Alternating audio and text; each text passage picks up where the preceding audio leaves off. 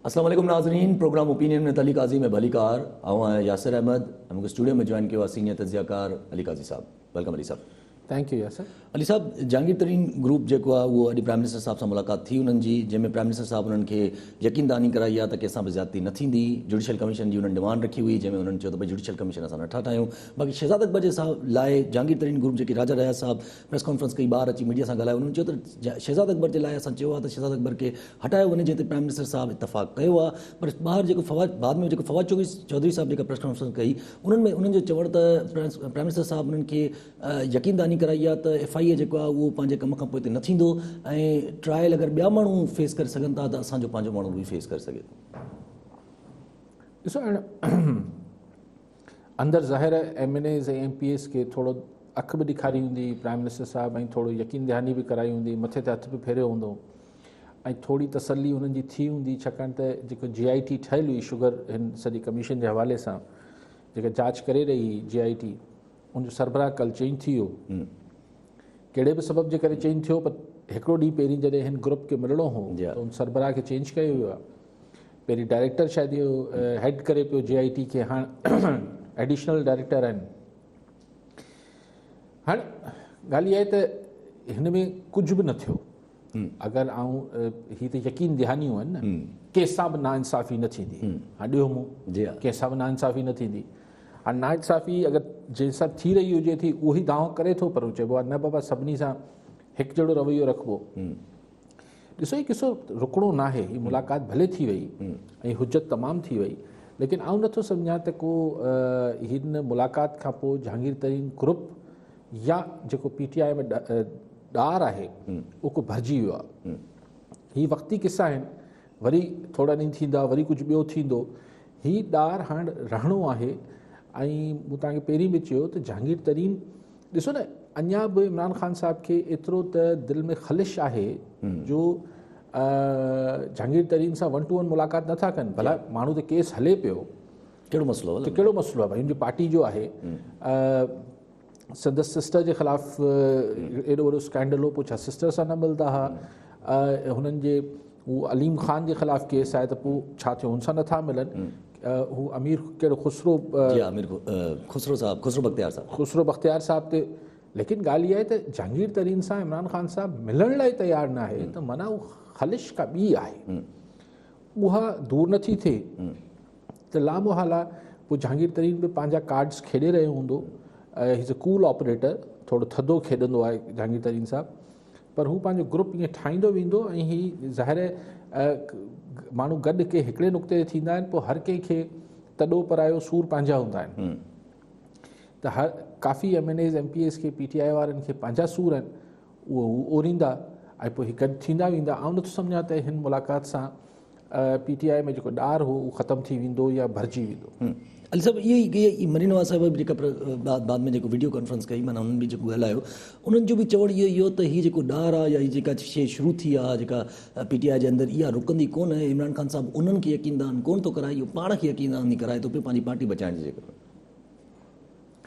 सही, ॾिसो ॻाल्हि इहा आहे त पंहिंजे पाण खे यकीन दहानी कराइण सां मरियम नवाज़ साहिबा जी शायदि मुराद इहा आहे त पाण खे ई तसली ॾिए पियो, हीउ ग्रुप हाणे ख़तमु न थियणो आहे। ऐं मरियम नवाज़ साहिबा सां एसि ताईं इतफ़ाक़ कयां थो त इमरान ख़ान साहब जी जेका वर्किंग स्टाइल आहे, उनमें हिन पार्लिमानी तर्ज़ सियासत में जेके MNA MPAs जी ख़्वाहिशूं हुजनि थियूं, उहो पूरियूं करणु मुमकिन ई कोन्हनि।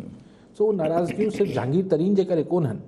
हीअ जेके टी MNAs ऐं MPAs गॾु थिया आहिनि जहांगीर तरीन साहब सां गॾु, उनमें जहांगीर तरीन सां हुननि जी रफ़ाक़त या दोस्ती त हूंदी, पर असल ॻाल्हि उहा ई आहे त तॾो परायो आहे, सूर पंहिंजा आहिनि, हर कंहिंखे पंहिंजा सूर आहिनि। ऐं इहे सूर सिर्फ़ु हिन टी MNAs ऐं MPAs खे न आहिनि, अञा ॿिया बि आहिनि, पर हू आस्ते आस्ते अञा वधंदा। ऐं पोइ हाणे ख़ुदि फरेबी आहे त हू त हाणे हुनजो त छा शेर आहे त ख़ुदि फरेबी सी ख़ुदि फरेबी है, पास के ढोल बि सुहाने लॻे। उहो चइबो आहे न, दूर के ढोल सुहाने होते हैं, पर हू हिन में आहे त पास एतिरी ख़ुदि फरेबी बि माण्हू मुब्तला थी वेंदो आहे, सेल्फ डिसेप्शन जो एतिरो शिकार थी वेंदो आहे त वेझे जो बेसरो ढोल बि जेको आहे उहो सुरीलो लॻणु शुरू थी वेंदो आहे। ईअं ई कुझु लहे थो पियो। अॼु सभु माना अगरि जे प्राइम मिनिस्टर साहिबु यकीनदानी कराई ऐं यकीनदानी चलो फ़िलहालु त माना आसरा दिलासा आहिनि त हीअ बि कहाणी जेका आहे इहा फ़िलहालु माना डिले करण जी चकर आहे त जीअं माना फ़िलहालु हले पए ऐं को ज़्यादा नुक़सानु न पए, मिड़ई 2 साल गुज़री वञनि, इलेक्शन जे वेझो अची वञे। कई शयूं जेके आहिनि उहे असां वटि हिकिड़ी मतिलबु हिकिड़ो मतिलबु छा चइबो आहे त कंट्रोल्ड क्योस आहे, यानी हिकिड़ो बहरान आहे पर उहो फ़िलहालु कंट्रोल में उहो बहरान आहे। मिसाल अपोज़िशन जो बहरान थियो आहे न आहे, बहरान आहे। जी हा, मईशत बहरान आहे न आहे। सो ही हिकिड़ी पार्टी जे अंदरि बि ही हिकिड़ो बहरान आहे न आहे, ही हिकिड़ो कंट्रोल्ड क्योस आहे, हिकिड़ो ज़ाब्ते बहरान त ठही वञे थो, पैदा कयो वञे थो, पोइ तवका कई वञे थी त हीउ ज़ाब्ते हेठि रहंदो। कॾहिं कॾहिं बहरान हथनि मां निकिरी वञनि था, जीअं पाण 3-4 ॾींहं पहिरीं ॾिठो त हिकिड़ी तंज़ीम जेको आहे चयो त सफ़ीर कढी छॾियो, हीउ कयो हू कयो। कॾहिं कॾहिं पोइ बहरान हथ मां निकिरे थो, वरी हुनखे हथ में आणण जी कोशिशि थिए थी। सो जहांगीर तरीन ग्रुप जेको आहे इहे उहे ई जेके मुख़्तलिफ़ बहरान असांजे मुल्क में हर वक़्तु लामारा ॾींदा रहनि था, बादल छाइजी रहनि था, उन्हनि मां हिकिड़ो आहे। माना पोइ जेको अपोज़िशन जो बि बुरान, जीअं तव्हां ॻाल्हि कई अपोज़िशन जो बुरान क्रिएट थियो, कल्ह बि अपोज़िशन जेका आहे उहा PDM जी मुलाक़ात कई 8 जमातुनि में, जिन मां जेका ॿाहिरि आई जेका ॻाल्हि जेका हूअं त तनक़ीद कई काफ़ी PDM सरकार जे मथां, पर पीपल्स पार्टी ऐं ANP लाइ चयो वियो त तव्हां जेका आहिनि उहे माफ़ी वठी वापसि अचो। अञा ताईं माना PDM पंहिंजे उन ई धुन ते आहे त सभु गॾु थियूं। मतिलबु कल्ह के PDM इजलास त ख़ुदि हिकिड़ो कन्फ्यूजन जो काफ़ी उनजो रिफ्लेक्शन हो त उहे चाहिनि छा पिया, यानी मौलाना साहब जब पंहिंजा जेके लफ्ज़ हुआ, चूंड कई उन लफ्ज़नि जी, त हम एक दफ़ा फिर पुरज़ोर अपील करते हैं, जी हाँ, यानी कि ANP और पीपल्स पार्टी अपने रवैये पर की तलाफ़ी करें और वापस आ जाएं। पोइ भेरे मूंखे यादि आहे त मौलाना साहब चयो त शायदि मौलाना साहब ई चयो त हीउ आख़िरी मौक़ो आहे जो आउं राब्तो इहो मीडिया में चवां पियो। त पोइ भेरे आख़िरी मौक़ो वरी कल्ह चयूं। जी हाँ, इहो बि तस्दीक थी आहे त भई राब्ता बि आहिनि ज़रदारी साहब ऐं मौलाना साहब जे विच में, को विच में डॉक्टर सूमरो जेको आहे उहो कराए पियो, मतिलबु ॻाल्हियूं पहुचाए पियो, न्यापा नड़ा हिक ॿिए खे वञनि पिया। ॻाल्हि ठीकु आहे ख़ुर्शीद शाह जी, जेको अॼु ख़ुर्शीद शाह ॻाल्हायो आहे त भई सियासत में माफ़ियूं वाफ़ियूं थोरी हूंदियूं आहिनि। अगरि तव्हांजा मुफ़ादात जेके आहिनि उहे हिकजहिड़ाई आहे ॿिन्ही में, त गॾु हलंदा आहिनि। सो हाणे इहा फरमाइश त ज़ाहिर पीपल्स पार्टी ऐं ANP कोन मञंदी त हू माफ़ियूं वठे। जी हाँ, लेकिन अगरि ॿई धुरियूं ठा करण लाइ तयारु आहिनि त पोइ को कॉमन पॉइंट्स ॻोल्हणा पवंदा। लेकिन सुवाल इहो आहे त अञा बि छा इसरार इहो ई आहे पीपल्स पार्टी खे त इस्तीफ़ा ॾियो या इन हाउस चेंज। ऐं पहिरें ॾींहुं खां चवां पियो इख़्तिलाफ़ ॿियो को आहे ई कोन पीपल्स पार्टी ऐं नवाज़ लीग में। इख़्तिलाफ़ इन ई नुक़्ते ते आहे त नवाज़ लीग चाहे थी फ्रेश इलेक्शंस, पीपल्स पार्टी चाहे थी इन हाउस इलेक्शन चेंज। सो उहो निबेरो कीअं थींदो? उहो जेसिताईं निबेरो नथो थिए। हाणे शहबाज शरीफ़ साहबु आयो आहे, हू अगरि इन हाउस चेंज जो हामी थिए, पंहिंजे भाउ खे राज़ी करे, हिकिड़ी ॿी ॻाल्हि आहे। लेकिन इन हाउस चेंज जी नवाज़ लीग खे वारो नथो खाए, छाकाणि त हुनजो ग्राफ हींअर पंजाब में मथे आहे। हू चाहिनि था त वरी हिकिड़ी इलेक्शन थिए ऐं हुन में हू भारी मैंडेट सां वापसि अचे। जी हा, ज़ीरो खां शुरू कनि पिया। ठीकु आहे, सभु कॉलनि सां गॾु माशूक अली बोहर कराची मां। जी बोहर साहब, छा सवाल हूंदो? सर अस्सलाम वालेकुम। सर मुंहिंजो इहो सुवाल आहे जो इमरान खान चयो चाहे बैंक मां ग़रीबनि खे मां कर्ज़ो ॾींदो, जेको किराए ते रहे थो उन खे जेको आहे पंहिंजो घर हूंदो। सर असां त ग़रीब माण्हू कमाए मरी वेंदासीं, असांखे कहिड़ो फ़ाइदो इमरान खान खां सर मिले थो? अवाम खे कहिड़ो फ़ाइदो मिले थो? ठीकु आहे, ये असांखे सर कोई फ़ाइदो न मिले न सर, असां ॾींहं कमाए मरी वेंदासीं। ठीकु आहे, शायदि घर मिलण वारी ॻाल्हि पिया कनि। जी हा साईं, वैसे घर कोन मिलंदो। ॾिसो घर सिर्फ़ु बैंक उनखे लोन ॾींदी। मुंहिंजी ॻाल्हि थी ॿिनि टिनि बैंकर्स सां, हीअ जेके कमर्शियल बैंक्स आहिनि, इमरान खान साहब जेको वणे ऐलान कंदो रहे, हू चवनि था त पघार जेका आहे उहो बैंक अकाउंट में 1 साल ताईं अचणु खपे। अच्छा चलो, हाणे उहो जेको कंपनीज़ में या कंहिं अहिड़े ऑफिसिस में कमु कनि था, सरकारी या प्राइवेट, उहो त ठीकु आहे। लेकिन जेको मिसाल हिकिड़ो माण्हू हिकिड़े घर में ड्राइवर आहे, को मेड आहे, को ॿियो आहे, माली आहे, बोरची आहे, कुझु बि आहे, जंहिंजी ठीकु आहे 25-30 हज़ार रुपया पघार बि आहे। हाणे उनखे बैंक में त मिले कोन थी, बैंकिंग सिस्टम इस्तेमालु ई नथा हू कनि। त बैंकिंग चैनल इस्तेमालु ई नथो थिए, डोमेस्टिक हू आहिनि। हू चवनि था न हिननि खे न ॾींदासीं। अच्छा, जिन्हनि खे वरी सरकार जिन्हनि जी बैंकनि में वञे थी, पोइ उनखे चवनि था तव्हांजो जेको स्लैब आहे उहो 10 लाख 15 लाख रुपए में अॼु किथां घर ठहंदो? जी हा, पगार जे हिसाब सां स्लैब ठहियल आहिनि त वरी पोइ हुन हिसाब सां सो तमामु थोरनि माण्हुनि खे फ़ाइदो थींदो। उहा आहे ॻाल्हि चङी त 5% फिक्स्ड हुन ते इंट्रस्ट रेट ते ॾिनो थो वञे, लेकिन तमामु थोरनि माण्हुनि खे हिन सां फ़ाइदो थींदो। ठीकु आहे साहब। अच्छा, फेसबुक ते पाण वटि सवाल आहे, गुल हसन शर सांगड़ मां पुछनि था त तरीन जे हामियुनि जहांगीर तरीन जे हामियुनि जो चवणु आहे त वज़ीर आज़म सभु मुतालबा मञिया आहिनि। छा इहो इनारो न आहे? साईं जो चवणु आहे त छा इहो इनारो मञिजे या इहो खुलियल तज़ाद त न आहे? ऐं नथो सम्झां सभु मुतालबा मञिया विया हूंदा। मिसाल हिकिड़ो मुतालबो हुननि जो जेको हुननि पाण ॿुधायो, राजा रियाज़ तरीन ग्रुप जे जेको तर्जुमान आहिनि, हुननि पाण ॿुधायो त ही जुडिशल कमीशन ठाहिण वारी ॻाल्हि इमरान ख़ान रद्द कई। बाक़ी हाणे मुतालबो छा हूंदो? मुतालबो इहो त हिननि मुंहिंजे ख़्याल न कयो हूंदो त केस ख़तमु कयो। ऐं अगरि अहिड़ो बाक़ी इहो चयो हूंदो त सही मेरिट ते थिए, इंसाफ़ थिए, तव्हांजो ही शहज़ाद अकबर हीअं पियो करे, शहज़ाद अकबर हूअं पियो करे। मूंखे हज़म नथी थिए ॻाल्हि त ही इमरान ख़ान साहिबु जेको आहे हिननि ग्रुप जे चवण ते शहज़ाद अकबर खे हटाए छॾींदो। बाक़ी वधि में वधि इहो करे सघे थो, सियासत आहे, मसलियत आहे, त हू शहज़ाद अकबर खे चए त हिन केस खां थोरो तव्हां हटो, ऐं कंहिं ॿिए खे लॻायां थो। बाक़ी शहज़ाद अकबर खे हटाए छॾणु वॾी ॻाल्हि हूंदी। इहो वॾो पोइ हिकिड़ो स्टेप थी वेंदो प्राइम मिनिस्टर साहिब जे तरफ़ां। उन ते पोइ तनक़ीद शुरू थी वेंदी इमरान ख़ान ते त भई पंहिंजे MNAs जो प्रेशर आयो, MPs जो, त तव्हां यू टर्न वठी छॾियो। जी हा। अली साहब, माण्हुनि जीअं जॾहिं PDM टुटी त माण्हुनि जो इहो तासुरु आयो, तक़रीबन ॻाल्हियूं इहा आयूं PDM जे तरफ़ां त पीपल्स पार्टी जेका आहे उहा कहिड़े क़िस्म जी डील करे छॾी आहे, या पीपल्स पार्टी जेका आहे उहा माना को बि क़िस्म जो पंहिंजो रस्तो ठाहियो आहे, या छा बि कई आहे, रिलीफ वठण जी कोशिशि कई आहे। अॼु आसिफ अली ज़रदारी साहिब जे मथां 18 नवंबर जो ॿियो रेफरेंस दायर थी वियो। होॾां पंजाब में ॾिसूं था पिया त शहबाज़ शरीफ़ साहिब खे बि ज़मानत मिली वई आहे, हमज़ा शहबाज़ साहिब बि ॿाहिरि अची विया आहिनि। हेॾां वरी जहांगीर तरीन साहिब खे बि जेका शुगर कमीशन लाइ बि ॻाल्हियूं अचनि थी, त शुगर कमीशन जी रिपोर्ट बि जेका आहे उहा इंक्वायरी बि ॿीहर थींदी। त पंजाब में त रिलीफ नज़र अचे थो पियो, हेॾे त रिलीफ फ़िलहाल त कुझु नज़र जी उन्हनि भोॻियो बि काफ़ी आहे। मुंहिंजे ख़्याल में त हमज़ा शहबाज़ त काफ़ी साल ॾेढ अंदरि हो, शहबाज़ शरीफ़ बि 7-8 महीननि खां पोइ ॿाहिरि आयो आहे। शहबाज़ शरीफ़ ते त इमरान ख़ान खे ज़ाती बाहियूं आहिनि, बाक़ी त उनखे जेके सगारा हल्का आहिनि उनखे शहबाज़ शरीफ़ सां त कोई इशू न आहे। ऐं शहबाज़ शरीफ़ त ईअं काफ़ी फ्लैक्सिबल माण्हू आहे ऐं मुफ़ाहमती सियासत कंदड़ माण्हू आहे। हाणे ॾिसणो इहो आहे त हू पंहिंजी जोड़ तोड़ करे पाणे ॿाहिरि अची वियो आहे, या कंहिं डील जे सिरे हेठि आयो आहे।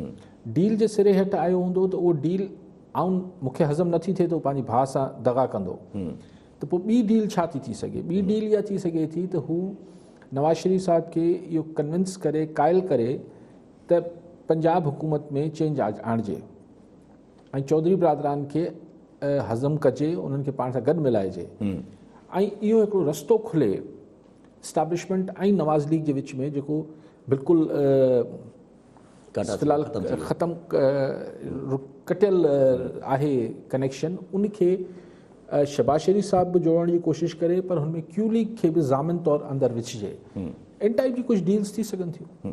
ठीकु आहे सभु कॉलर सां गॾु हुसैन बख्श महतलो सखर मां। जी महतलो साहब, छा सवाल हूंदो? सर अस्सलाम वालेकुम। वालेकुम अस्सलाम। सर सवाल असांजे साईं खां आहे त जेके जहांगीर तरीन जा माण्हू वज़ीर आज़म सां मिलिया आहिनि, त इहो त सर मतिलबु साईं खां पुछिणो आहे, ईअं थी वियो न जे ॿ पाण में ॻोठाणा विढ़ंदा आहिनि, या हे ॻोठ हो ॻोठ, पोइ वरी पाण में सलाह कंदा आहिनि त बाबा हाणे सुलियो थी वियो आहे, पोइ वञी अदालत में माना माण्हू था पाण चढ़ाइजो, पोइ पाण में माना विढ़ंदा न, माना पंहिंजी अञा लॻी पई आहे, हिनखे ॿिए जो मुस्तक़बिल माना नथा सोचनि। ऐं वज़ीर आज़म चए थो त 2.5 सालनि ते मूंखे फ़ख़ुरु आहे, 2.5 साल अञा ॿिया रहियो त 120 रुपया अटो थींदो या अञा हुन खां मथे थींदो? सर इहो साईं खां पुछिणो आहे। ठीकु आहे। मिसिस साहिब, जेका पहिरीं ॻाल्हि तव्हां कई त हा ही ॻोठाणनि वारी ॻाल्हि थोरी ईअं न आहे त पाण में वरी जिरगो करे वरी कोर्ट में बीहनि। हीअ ॻाल्हि इहा आहे त हिकिड़ो मुखालफ़त में आवाज़ु उभिरे पियो PTI मां, ऐं उनजो ज़ाहिरी कारण जहांगीर तरीन साहिब जो केस आहे, ज़ाहिरी कारण आहे। ऐं वरी चवां पियो, जीअं पाण सिंधी में चवंदा आहियूं, तॾो परायो आहे सूर हर कंहिंखे पंहिंजा पंहिंजा। जहांगीर तरीन जे सूरनि जे करे कोन कठा थिया आहिनि हूंदा, उहो बि हिकिड़ो फैक्टर हूंदो, संगत साथ थींदो आहे, कंहिंखे को ख़र्च पको ॾिनो हूंदई, कुझु थियो हूंदो, पर ही सूर पंहिंजा पंहिंजा आहिनि। ऐं PTI में हींअर अक्सरियत जेको आहे उहो को घणी ख़ुशि नाहे सॼे मामलात खां। अटो जेको आहे उहो 120 रुपया थी वेंदो। सी अॼु जेको मूंखे कणिक कीअं ॿुधाई त 1980 रुपया मण आहे माना। ऐं हाणे अगरि सरकार बि ख़रीदारी बंदि कंदी ऐं पोइ हिननि मिडल मैन्स जे विच में वापारियुनि जे हथ में ईंदो इहो मामिलो, त अगरि कणिक सुभाणे 2100, 2200, 2300 रुपया मण थींदी त ज़ाहिर जेको 2100 रुपये मिल वारो ख़रीद कंदो कणिक, त कणिक ई उनखे 55-60 रुपए जी पवंदी। जी हा, त पोइ बाक़ी ख़र्च मिलाए 100-125 रुपए में 100 रुपए जी थी वेंदी। ठीकु आहे साहब, कॉलर सां गॾु ज़ुल्फ़कार खाकी हैदराबाद मां। जी खाकी साहब, छा सुवाल हूंदो? साईं सलाम वालेकुम। वालेकुम अस्सलाम। सर अॼु मुंहिंजो जेको सुवाल आहे उहो हिकिड़ो जनरल सुवाल आहे, सिर्फ़ु सिंध ताईं महदूद कोन्हे, सॼे पाकिस्तान जो मसइलो आहे। त अक्सर करे पाण बजट वारनि ॾींहंनि में ॾिसंदा आहियूं त जेके वर्क्स जा खाता आहिनि इंजीनियरिंग जा, उन्हनि जा कम तेज़ थी वेंदा आहिनि, जल्दी जल्दी कम थींदा आहिनि, जल्दी जल्दी बजट पास थींदा आहिनि ऐं प्रपोज़ल ईंदा आहिनि वग़ैरह वग़ैरह वग़ैरह। पर उन खां पोइ बि चवंदा आहिनि हर साल त साईं इलाही सारो बजट लैप्स थी वियो, इस्तेमालु कोन थी सघियो, फलाण थियो, तीर थियो, ॾींहुं। वॾी हिकिड़ी कथा आहे सॼे पाकिस्तान में हीअ आहे। हाणे सुवालु असांजो हीअ आहे त हीअ जॾहिं कमनि जा टेंडर ईंदा आहिनि जंहिंमें कचल लागत, सूथी रक़म, मुद्दो, कम जे करण जो सभु ॼाणायलु हूंदो आहे, कम जी नोयत बि लिखियलु हूंदी आहे। पर सुवालु असांजो हीअ आहे त जंहिं रेट ते ठेकेदार खे कमु करिणो आहे, यानी कंपोज़िट शेड्यूल ऑफ रेट हिकिड़ो हूंदो आहे जेको असांजे इल्म जे मुताबिक़ 2012 में आख़िरी भेरो क़ीमतूं मुक़ररु थियूं हुयूं, माना सीमेंट, लो, बजरी वग़ैरह वग़ैरह वग़ैरह। ऐं उहो ई शेड्यूल अञा ताईं इन्हनि कमनि में हले पियो। पोइ ठेकेदार चवनि था त कमु ईअं था वठनि जो, हू चवंदा बाबा हीउ तव्हांजो 10 करोड़ जो कमु आहे, पर हाणे रेट वधी विया आहिनि, तंहिं करे भला 20% असांखे वधाए ॾियो। पोइ हीउ अंदरि ई अंदरि ज़ुबानी तौर ते ॻाल्हियूं थींदियूं आहिनि ऐं नतीजे में छा थींदो आहे जो अक्सर पाण ॾिसंदा आहियूं त रोड टुटल हूंदा आहिनि, इमारतूं नाक़स ठहंदियूं आहिनि। सो मुंहिंजी गुज़ारिश आहे त भला हीउ अघनि जो जेको निज़ाम आहे सिंध में, त घटि में घटि हिकिड़ो सिविल इंजीनियर वज़ीर आला आहे, छा हुनखे इहा ख़बर कोन्हे त हीअ रेट जेके आहिनि असीं 2021 जे मुताबिक़ करे छॾियूं ऐं उनखां पोइ जेका आहे कंहिं बि करप्शन जी, कंहिं कमीशन जी गुंजाइश न रहे? त छा इहो मुमकिन आहे? ईअं थी सघे थो आइन में या को आहे? त मुंहिंजी गुज़ारिश आहे अली साहब खां, महिरबानी करे हिन इशू ते जेको आहे सो पाण बि थोरी रोशनी हुजनि, बल्कि हिन इशू ते का रिपोर्ट कराइनि बाक़ाइदे। अघु जेके आहिनि 2012 वारा आहिनि या असीं ॿुधूं ईअं पिया? सो ही मुंहिंजी। ठीकु आहे काकी साहब। खाकी साहब, हाणे मूंखे ख़बर न आहे त अघु जेके आहिनि 2012 वारा आहिनि या न आहिनि, पर अगरि 2012 वारा अघु आहिनि जीअं तव्हां चयो पिया, त उनमें 2021 में या 20 में अगरि 8 साल पुराणे रेटनि ते कमु थींदो त पोइ कहिड़ो कमु थींदो? आहिनि पुराणा या त अच्छा, हाणे ख़बर आहे पुराणा रेट आहिनि। त बसि पोइ हाणे तव्हां मूंखे ॿुधायो त कीअं हुन ते छा थींदो? पोइ इहो ई थींदो आहे त तव्हांखे वधाए पैसा ॾींदासीं, लेकिन पोइ कमीशन त सही, चाहे तव्हां 2020 जो कयो या 21 जा रेट बि खणी अचो, कमीशन त न घटिजणी आहे खाकी साहब, कमीशन त उहा ई रहणी आहे जेका रहणी आहे। सो लेकिन इहो सोने ते सुहाॻो आहे, माना अगरि 30-40% कमीशन आहे, पोइ हीअ आहे, पोइ हू आहे, पोइ टैक्सिस आहिनि, आख़िर में कमु किथां थो थिए? पोइ कमु अहिड़ो ई थिए थो जेको थिए पियो। पर रेट रिवाइज़ करण लाइ आइनी को तरमीम करण जी ज़रूरत न आहे, रेट रिवाइज़ त चीफ एग्जीक्यूटिव हुकुम कंदो त थी वेंदा। ठीकु आहे सभु। कॉलर सां गॾु यशवंत राय हैदराबाद मां। जी राय साहब, छा सुवाल हूंदो? सर मुंहिंजो अर्ज़ु इहो आहे त सिंध जा असल वारस थी विया आहियूं। हाणे असांजी रोज़ नियाणियूं किथां न किथां हितां जेके खणी वञी इस्लाम क़बूल कराइनि था, असीं केॾांहुं वञूं? असीं मिसकिन माण्हू समी पाण ॾिसो पिया त असां सां केॾो सिंध में ज़ुल्म आहे, जॾहिं त ही भलारो महीनो रमज़ान शरीफ़ जो हले पियो। असांजी जिन खां अर्ज़ु इहो आहे त इन जो कुझु जवाबु असांखे ॾियनि, महिरबानी थी। ठीकु आहे यशवंत साहब।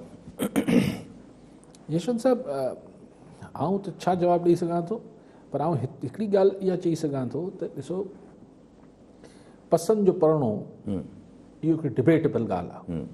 हिकिड़ो मिंट विसारे छॾियूं था यशवंत साहब त न्याणी हिंदू आहे, मुस्लमान आहे, कुझु आहे।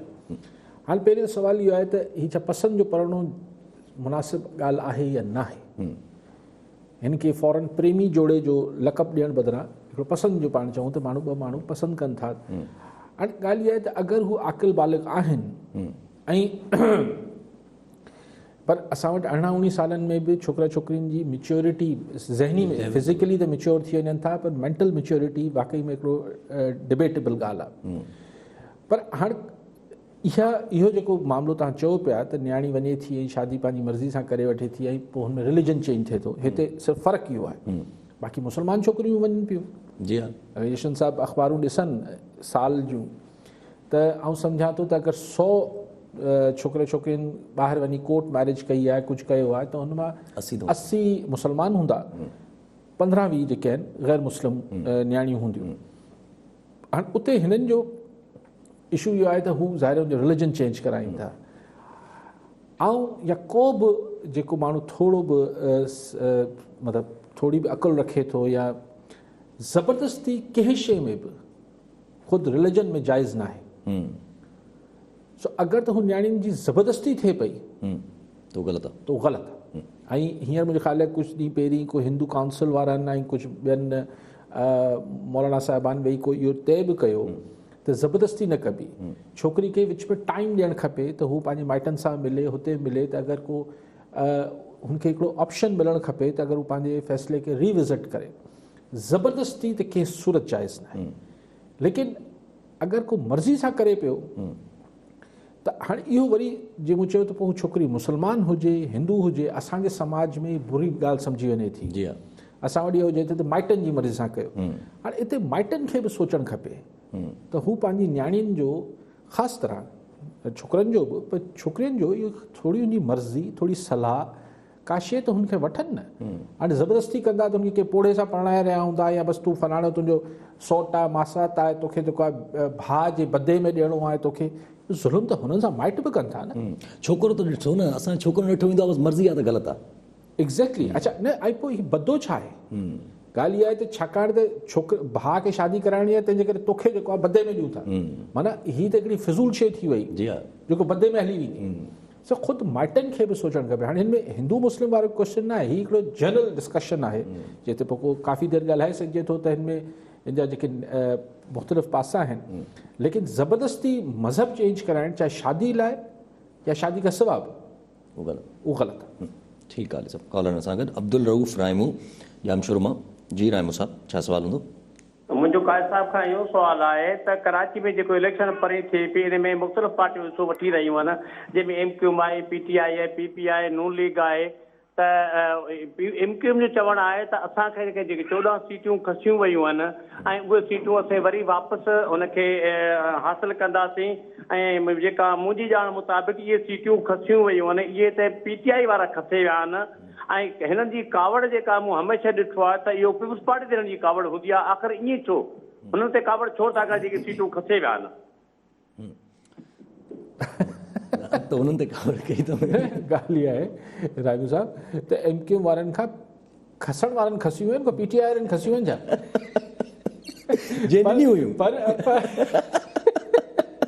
पर ज़ाहिर आहे MQM इन्हनि खे ई चई सघे थी, भला हुननि सां इतिहाद में वेठा आहिनि बकौल MQM जे, त भई MQM जी 7 सीटनि ते PTI जेको आहे हिकिड़ो मतिलबु हिकिड़ो चोरी कई आहे। चोरी जो लफ़्ज़ इस्तेमालु कयो, तव्हां चोरी PTI वारनि कई आहे, वरी तव्हां बकौल हिननि जासी नथा चओ। पोइ तव्हां इन्हनि सां ई जिन्हनि तव्हांजी चोरी कई आहे, इन्हनि सां वज़ारत वठी ऐं वफ़ाक़ी हुकूमत में गॾु बि वेठा आहियो, त हीअ हिकिड़ी जेका MQM वारा अलाए कहिड़े दौर में रहनि था, त भाई एतिरी कॉन्ट्रडिक्शन नथी हली सघे। तव्हां सिर्फ़ु हिकिड़े तक में सीट वठण लाइ, इलेक्शन मुहिम लाइ तव्हां हिकिड़े जज़्बाती डायलॉग पिया हणो त 7 सीटूं चोरी कयूं आहिनि, 14 सीटूं 7 सीटूं त चई बीठल आहियो तव्हां, जेकॾहिं असां हथु खणूं त तव्हांजो नालो बि कोई न खणंदो। हा, 7 सीटूं त MQM वटि आहिनि, त 14 सीटूं। ख़ैर जॾहिं ही 21 सीटूं खणंदा, ही कहिड़ी शराफ़त में खणंदा, उहा हिकिड़ी अलॻि कहाणी आहे, उहा अलॻि दास्तान आहे। त फेयर इलेक्शन बि थिए त को 21 सीटूं कोन थी खणे MQM, लेकिन इहा आहे त भई अगरि तव्हांजी 14 सीटूं चोरी थियूं आहिनि, तव्हांजी सीटूं चोरी थियूं आहिनि, तव्हां हुन सां गॾु कीअं वेठा आहियो? ऐं तव्हांखे ही 2.5 साल गुज़रण खां पोइ छो यादि आयो आहे? पर हाणे बि यादि आयो त मुड़सी कयो, छॾे अचो। ठीकु आहे। कॉलर सां गॾु गुलाम नबी ख़ासकेली हैदराबाद मां। जी ख़ासकेली साहब, छा सुवालु हूंदो? शहदादपुर में। वालेकुम अस्सलाम। डिसेबल कोटा ते 5% ते अञा ताईं अमल कोन पियो थिए, जीअं त ॿिया अपॉइंटमेंट कनि पिया, बोर्ड ऑफ रेवेन्यू में बि, बोर्ड ऑफ इंटरमीडिएट में ऐं यूनिवर्सिटीज़ में पंहिंजा माण्हू कॉन्ट्रेक्ट ते खणनि पिया। वीचारा डिसेबल वीचारा ॾाढा परेशान लॻा पिया आहिनि। उन में मुंहिंजो नंढड़ो बोर्ड ऑफ रेवेन्यू में इंटरव्यू बि ॾिनई, सभु कुझु ॾिनई ऐं हुन चयो था की बसि इनशाला ऑर्डर थी वेंदो। तो मुंहिंजो काज़ी साहब खे सवाल आहे त साईं मुराद अली शाह खे ऐं मुमताज़ अली शाह चीफ सेक्रेटरी अर्ज़ु आहे त महिरबानी करे डिसेबल कोटा ते अमल कराए ग़रीबनि खे नौकिरी ॾिनी वई। असां ॾाढा परेशान आहियूं, तो इहा महिरबानी कयो, आवाज़ असां लाइ काज़ी साहब साण जो महिरबानी थींदी। Thank U sir. ठीकु आहे कासिम साहब। जी गुलाम नबी साहब, बिल्कुलु ॻाल्हि इहा आहे त डिसेबल्ड पर्सन लाइ मतिलबु डिसेबल्ड न आहिनि, पीपल विथ स्पेशल क्वालिटीज़ आहिनि। हाणे त उनखे डिसेबल बि न चइबो आहे। हाणे त उहो ज़ाहिर उनखे को कुदरत अगरि का हुन कमी ॿार में रखे थी त हुनमें ॿियूं कई ख़ासियतूं पैदा करे छॾे थी। त सरकार खे घटि में घटि इहो त मेरिट ते ऐं जल्द सां जल्द ॾियणु खपनि। ऐं ज़ाहिर आहे हाणे अगरि सीटूं 4 हूंदियूं ऐं कैंडिडेट 40 हूंदा त ज़ाहिर 4 खे ई मिलणियूं आहिनि, पर उन में माज़ूर खे पंहिंजो परायो न कयो, सभिनी खे पंहिंजो सम्झो ऐं हुननि खे बिल्कुलु जॉब्स मिलणु खपनि। ठीकु आहे सभु। कॉल सां गॾु नज़ीर बलोच मीरपुर ख़ास मां। जी बलोच साहब, छा सवाल हूंदो? हा साईं, सभ खां पहिरीं त अस्सलाम वालेकुम। वालेकुम अस्सलाम। हा, ही अली काज़ी साहब जिन सां सवाल आहे कि ही कोरोना जे हवाले सां ही पूरे मुल्क में पंहिंजे सूबाई हुकूमत 245 आर्टिकल तहत जेको आहे फ़ौज खे कॉल कयो आहे, जॾहिं त मुल्की हालात जेको आहे हींअर जहांगीर तरीन बि जेको आहे उनजो ग्रुप जेको आहे कलेक्टिवली जेको आहे इमरान ख़ान सां मुलाक़ात कई आहे, जॾहिं त ॿिए पासे PDM वरी जेको आहे ईद खां पोइ वरी सरगर्म थी रही आहे। त इन सिनेरियो में अव्हां कीअं था ॾिसो थी, आया जेको आहे पंहिंजो स्टेबिलिटी जेको रहंदी मुल्क जी, या जेको आहे इहे ॻाल्हियूं हलनि पियूं त मुल्क में सदारती निज़ाम बि नाफ़िज़ थींदो, जॾहिं त पंहिंजो हिन जी जेको जहांगीर ग्रुप जी मुलाक़ात जेका थी आहे इमरान ख़ान सां, उन्हनि में हिननि जा मामला जेको आहे पंहिंजो तय न थी सघिया। इन खे अली काज़ी साहब जिन कीअं ॾिसी रहिया आहिनि जॾहिं मुल्क में कोरोना जी सूरत हाल ख़तरनाक हद ताईं जेका वधी रही आहे? इहो मुंहिंजो सवाल आहे। ठीकु आहे वरो साहब। बस जैसे कोरोना जो ताल्लुक़ आहे त ज़ाहिर आहे उन ते को प्रिडिक्शन नथी करे सघिजे, उन ते डिपेंड करे थो त असांजी क़ौम माण्हू आवाम केतिरो एहतियात करे थी, केतिरो ऐं कुदरत बाज करे थी, वैक्सीनेशन जो प्रोसेस केतिरो तेज़ थिए थो, उन ते आउं को बि प्रिडिक्शन केर बि नथो करे सघे। आउं त छा को बि नथो करे सघे। ही हाणे हिननि शहरनि में बि आमदरफ़्त ख़मीस खां चवनि था बंदि करे छॾींदासीं, हीअ कंदासीं। ज़ाहिर इन सां माण्हुनि खे बेरोज़गारी बि वधंदी, उहे तकलीफ़ूं पंहिंजी जाइ ते आहिनि, लेकिन हाणे त मुर्गो हू छा नालो आहे इंफॉर्मेशन मिनिस्टर फवाद चौधरी चए थो त असीं कंप्लीट लॉकडाउन लाइ बि सोचूं पिया। ज़ाहिर इंडिया में जेका हालत ॾिसूं पिया त हाणे केर बि माण्हू चवंदे बि घबराए थो त भई न कयो या न, छाकाणि त एतिरी वॾी तबाही कैटास्ट्रोफी आई आहे इंडिया में। सो सही उन ते त भलो सां आउं को बि अॻिती नथो करे सघां, सिर्फ़ु दुआ करे सघिजे थी तव्हां बि कयो त अलाह ख़ैरु करे, बाज करे, ख़ैरियत सां ई निकिरी वञूं हिन फेज़ मां। जेको हू जहांगीर तरीन वारो किस्सो आहे त जहांगीर तरीन ग्रुप वारो, उहो मूं शुरू में प्रोग्राम जो चयो त हीउ मूंखे ख़तमु थींदे नज़र नथो अचे। तव्हां वञी PDM ईद खां पोइ मास कॉन्टेक्ट कंदी, जलसा जुलूस कंदी। हाणे मुंहिंजो न ख़्याल त लॉन्ग मार्च जी अञा ॻाल्हि न कई अथनि, मुंहिंजे ख़्याल में वरी ही जलसा जुलूस करे वरी माहौल जोड़ींदा। फ़िलहालु लॉन्ग मार्च फ़िलहालु त मूंखे नथो लॻे त हीअ कंदा, ऐं फ़िलहालु ही अञा ही ऑप्शन खे ॾिसनि पिया त वापसि पीपल्स पार्टी ऐं ANP वापसि अची सघनि था नथा अचनि, त अञा PDM पाण खे ईद खां पोइ ताईं बि थोरो अरसे ताईं या ईद खां अॻु ताईं ही हिकिड़ी डॉर्मेंट हिकिड़ी गैर फ़ाल तंज़ीम नज़र ईंदी, उहो ई थिए पियो। हल्का फुल्का इजलास इहे थींदा, को वॾी ॻाल्हि मूंखे नज़र नथी अचे। हाणे तव्हां वञी ॻाल्हि खे वञी ॻंढियो आहे त हीउ सदारती निज़ाम ते वञी, जीअं साईं बलोच साहिबु चयो, सही सदारती निज़ाम हिन आइन जे तहत मुमकिन न आहे। हिन आइन खे तव्हां ॿ तरीक़े सां चेंज करे सघो था। हिकिड़ो त आहे त आइन खे ईअं करे उछलाए छॾियो ऐं टेक ओवर करे वठिजे, ऐं पोइ सदारती निज़ाम थी वेंदो आहे। ज़ियाउल हक़ जो निज़ाम शुरू में सदारती निज़ाम हो, मुशर्रफ साहब जो शुरू में सदारती निज़ाम हो, त उहो त हिकिड़ो तरीक़ो आहे। ॿियो तरीक़ो हिन आइन में मुमकिन कोन्हे, पोइ तव्हांखे आइन साज़ असेंबली चूंडणी पवंदी। न्यू कॉन्स्टिट्यूशनल जेको नए आइन लाइ नई कॉन्स्टिट्यूएंट असेंबली जो चूंडणी पवंदी। उहो चूंडजी ईंदा जिन्हनि MNA साहिबान जो लेजिस्लेचर्स जो कमु इहो हूंदो त हू नओं आइन ठाहिनि, पोइ हू नओं आइन ठाहिनि, पोइ इलेक्शन थींदी। उनजो बि मूंखे कोई इम्कान नज़र नथो अचे। जी हाँ, ठीकु आहे। सभु कॉलर सां गॾु मोहसिन बेलार राणीपुर मां। जी बेलार साहब, छा सवाल हूंदो? काजी साहब, ॿ नंढड़ा सवाल आहिनि सर। हिकु त लॉकडाउन जेको चवनि था सुबुह 6 खां शाम 6 ताईं 6 बजे को कारोबार बंदि थियो, कोरोना अची वेंदी, इन हवाले सां मुंहिंजो सवाल आहे त घर आबाद घर ऐं असां नंढा बारदानूं त ॾिननि कोन साईं, उहे घाटा वाधा करे असां कणिक ईअं खपाइसीं, उनखे लॉकडाउन हणी कयो। हाणे घर असां वण था कयूं, वण जी सीज़न आहे, हाणे वरी पाणी ई कोन्हे, त इहो कीअं थींदो असांजे तरीक़े सां? काॾे असां वञूं? ॿियो सर, जेको कॉम्प्रेसर में वञनि था थोरो कंदा, रोज़ केस कंदा, इन में तव्हां कंदा कोमपरस्तनि लाइ कोमपरस्तनि लाइ कहिड़ी ॻाल्हि कई साईं? आख़िरी ॻाल्हि मूंखे बि सम्झ न आई। बाक़ी साईं आबादगारनि ते ही एतिरो लॉकडाउन असरु न कंदो पोइ भेरे बि, छाकाणि असांजी ज़मीदारियूं बनियूं ॿारहं खुलियल मैदान आहिनि, त उहो त बाक़ी हाणे बारदानो तव्हांखे न मिलियो आहे, पाणी न पियो मिले, इहे संजीदा मसाइल आहिनि। ज़रूरी समाज जूं पोइ ज़रात जे माण्हुनि खे सहूलियतूं नथा ॾियूं, पोइ उमेदु कयूं था त असांखे सेल्फ सफिशिएंट थियूं, सेल्फ रिलायंट थियूं, कीअं थींदासीं? पाण हिननि आबादगारनि जा मसइला हल थियणु खपनि। ठीकु आहे साहब। अच्छा, पोइ दफ़े बि Sindh high court Sukkur bench मां हिकिड़ी जजमेंट आई हुई जंहिं ते सिंध गवर्नमेंट ॾाढो इख़्तिलाफ़ बि कयो त जेको MPS खे जेको मुअतल कयो वञे कुतनि जे चकनि जे मथां, अगरि जो हुनजे इलाइक़े में कंहिंखे चक लॻो वियो त ऐं मुअतल करण जो जजमेंट ॾिनी वई। वरी अॼु बि सिंध हाई कोर्ट जी सखर बेंच जी हिकिड़ी अहिड़े क़िस्म जी अनप्रेसिडेंट क़िस्म जी जजमेंट आई आहे जंहिंमें उन्हनि पेंशनर्स खे पेंशन अगरि जेसिताईं नथी मिले तेसिताईं सिंध कैबिनेट जंहिंमें CM समेत पघारूं सभिनी जी बंदि कई वञनि। चीफ सेक्रेटरी जी बि आहे। जी हा, सेक्रेटरीज़ डिफरेंट इदारनि। ॾिसो साईं, अदालत सगोरी आहे, कुझु बि हुकुम करे सघे थी, पोइ उते ज़ाहिर रिविज़न में वेंदा हुकूमत वारा।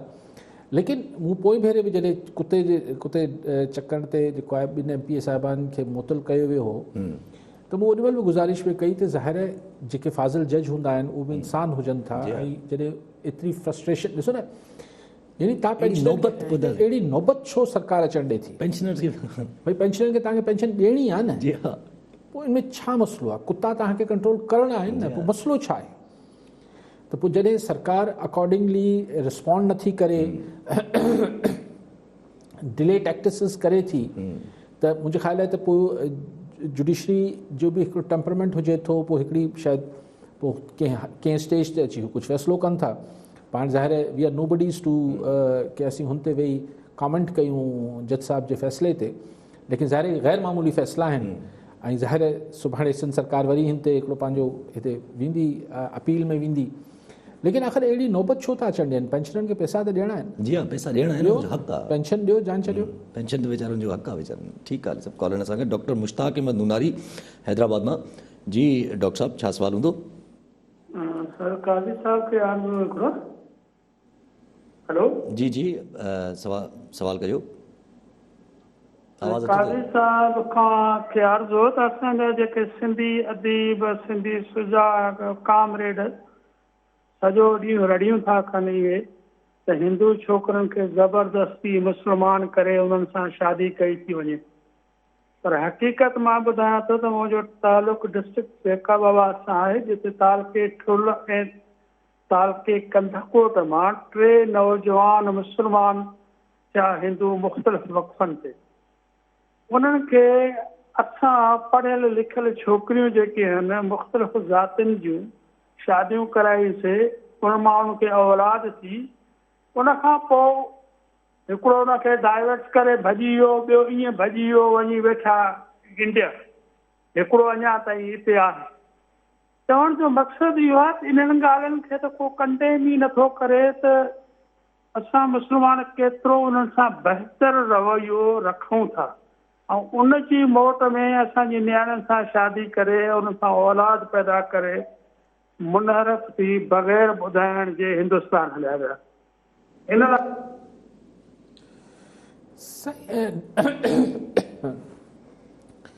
डॉक्टर साहब, मूं पहिरीं बि गुज़ारिश कई त कुझु ही शादी या अहिड़े मामलनि में रिलीजन जे फैक्टर खे अगरि आणींदासीं त अञा कन्फ्यूजन या हिकु कॉन्फ्लिक्ट क्रिएट थिए थो। मुसलमान ही साईं ॿुधाइनि पिया त हू नौजवान मुसलमान थिया, पोइ मुसलमान छोकिरियुनि सां शादी कई ऐं पोइ छॾे हलिया विया, पर अहिड़ा खोड़ हज़ारे लखे वाक़िया हूंदा जिते मुसलमान सां शादी कई ऐं पोइ डिवोर्स थी वई। त हाणे डिवोर्स खे रिलीजन में किथे आणिजे? अगरि हू छोकिरा पंहिंजी मर्ज़ी सां मुस्लमान थिया, पंहिंजी मर्ज़ी सां उन शादियूं थियूं आहिनि, इहो हिकिड़ो समाजी हिकिड़ो हू आहे, मतिलबु समाजी चवां पियो, शादी त हिकिड़ो समाजी बंधन आहे न साईं। हाणे ईअं त हिंदू फैमिलीज़ में अगरि सेपरेशन थी वञे थी, हींअर नाला नथा खणूं चरियो, त ॻाल्हि इहा आहे त हिन ॻाल्हि खे पाण रिलीजन में किथे कंफ्यूज़ था कयूं। हिंदू न्याणियूं बि पंहिंजी मर्ज़ी सां वञी पढ़णो करे वठनि थियूं, जी हा, मुस्लमान न्याणियूं पंहिंजी मर्ज़ी सां वञी करे वठनि थियूं, क्रिश्चन न्याणियूं बि करे वठनि थियूं, ॿिया मज़हब वारा बि हूंदा आहिनि उहे बि करे वठंदा हूंदा।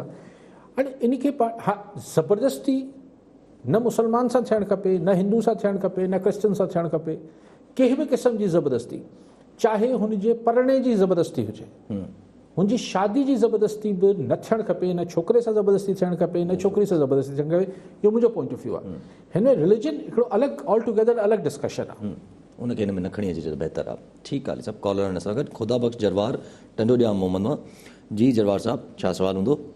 सर जाफ़र साहब अस्सलाम वालेकुम। वालेकुम अस्सलाम। कारी साहब खां अर्ज़ु आहे हिकिड़ो त जेका आइन में 58(2)(b) जी जेका तरमीम कई वई ऐं उनखे छिके हटायो वियो ऐं उनजे माना सदारती पावर जेका ख़तमु कया विया, त छा हुनजो ते कारी साहब सां अर्ज़ु आहे थोरी रोशनी विझे त छा इन जे करे को फ़ाइदो थियो या असांजे मुल्क खे, या माना जेका थोरी घणी हिकिड़ी शइ रहे तलवार जेका जमहूरियत जे जमहूरी माण्हुनि खे कानून में आणण जे लाइ जेका थी वई जेको उनखे हटाइण सां को फ़ाइदो थियो न नुक़सानु थियो उनखे थियो। ठीकु आहे जरवार साहब, तव्हां इतफ़ाक़ सां इहो लफ़्ज़ इस्तेमालु करे वियो जरवार साहब त जमहूरी माण्हुनि खे थोरो क़ाबू में रखण लाइ। अगरि जमहूरी माण्हुनि खे क़ाबू में रखण वारी अप्रोच हुई ऐं जेका हुई सही था चओ, ज़ियाउल हक़ शुरू कयो हुयो त वाक़ई में सही न हुई। जी हा, 58(2) ख़तमु थियणु खपे। जी हा, ऐं ही हिकिड़ी पूरी डिबेट हुई त हिकिड़ी पार्लियामेंट खे सॼी डायरेक्ट न, हा डायरेक्ट वोट ई थिए थो न, इनडायरेक्ट वोट थिए थो। पार्लियामेंट त डायरेक्ट वोट सां थिए न, MNA सॼे मुल्क जा माण्हू वोट ॾियनि था। पोइ हिकिड़ो सदर आहे जेको इनडायरेक्ट वोट सां, जेको इनडायरेक्ट वोट सां अचे थो, उहो अची हिकिड़े धक सां जेको आहे हुन घर मोकिले छॾे थो। त ज़ाहिर उहो कंहिं बि सूरत में हिकिड़ी पार्लिमानी तर्ज़ हुकूमत या सिस्टम में निज़ाम में 58(2)(b) को सुठी शइ त न हुई, पोइ हुन मां जान छॾायूं। लेकिन ॻाल्हि इहा आहे त पोइ जमहूरी हुजनि न माण्हू, असां वटि सिविलियन हुजनि था। इंशाअल्लाह वक़्तु ईंदो त कॾहिं असीं जमहूरी बि थींदासीं। ठीकु आहे सर, असां जमहूरी थींदासीं कॾहिं, उहो त वक़्तु ईंदो। पर असां वटि ख़ैर नंढो हिकिड़ो मिसाल आहे, मियां जावेद लतीफ़ जी ॻाल्हि आहे, जेके 2 ॾींहं पहिरियां बि ॻाल्हि हली, जेको डिस्कशन उथी त उन्हनि पाकिस्तान न खपे जो नारो आयो मरीम नवाज़ साहिबा जे, उन्हनि जॾहिं ॻाल्हि कई त उन्हनि जे सिहत खे ख़तरो आहे, ज़िंदगी खे ख़तरो आहे, ऐं उनखे कुझु थियो त असां पाकिस्तान न खपे जो नारो हणंदासीं। पोइ हुनजे मथां केस हलिया, रियासत ख़िलाफ़ु मुख़ालिफ़ बयानात जे, पोइ केसिस अची ज़मानत थी, ज़मानत जे अॼु वरी जॾहिं रिन्यू करण लाइ ज़मानत विया त उन्हनि जी ज़मानत एक्सटेंड न थी सघी ऐं उनखे गिरफ़्तार कयो वियो। ॾिसो जावेद लतीफ़ जैसे मूं उन्हनि जी मूंखे ॿुधायो कंहिं या मूं पढ़ियो त उन्हनि इहो न चयो त पाकिस्तान न खपे जो नारो हणंदासीं, उन्हनि चयो त असीं पाकिस्तान खपे जो नारो न हणंदासीं। इन सां मुराद उहो ई आहे जेको तव्हां चयो पिया, पर हुन डायरेक्ट न चयो। हाणे ॻाल्हि इहा आहे त हिकिड़े मफ़रूज़े ते हुन माण्हू ॻाल्हि कई त अगरि ख़ुदा न ख़ास्ता मरियम साहिबा खे सुभाणे कुझु थिए थो त पंजाब कीअं रिएक्ट कंदो। ॾिसो पंजाब में इहो नरेटिव, इहे ॻाल्हियूं ॿिन्ही नयूं आहिनि, इहे 2-4 सालनि जी ॻाल्हियूं आहिनि। जी हा, इहा ॿोली पंजाब में कॾहिं तसवर न थींदी त ॻाल्हाईंदी न। सो हिन मामले ते रियासती क़ुवतनि जो हिन ते ज़ीरो टॉलरेंस हुजणु फितरी आहे। हुननि जो कावड़ में बि अचनि त भई ठीकु आहे, बलूचिस्तान में ॻाल्हि थींदी हुई या आहे, या सिंध में थींदी हुई, या KP में बि कंहिं ज़माने में थींदी हुई, पर अगरि पंजाब में उहो बि GT रोड ते ॻाल्हि ईअं करणु, मफ़रूज़े तौर पे करणु, ज़ाहिर बिल्कुलु नाक़ाबिले बर्दाश्त हूंदो हुननि लाइ, इन करे गिरफ़्तार थी वियो आहे। पर हाणे पोइ ॾिसूं छा थो थिए, छा सॉफ्टवेयर अपडेट थींदो, कीअं थींदो। जी हा, केतिरो अपडेट थिए थो, केतिरो अपडेट नथो थिए। वरी महिरबानी अली साहब। नाज़रीन, अॼु जे प्रोग्राम जो पूरो थियो, वरी मिलंदासीं ईंदड़ प्रोग्राम में। दुआ में।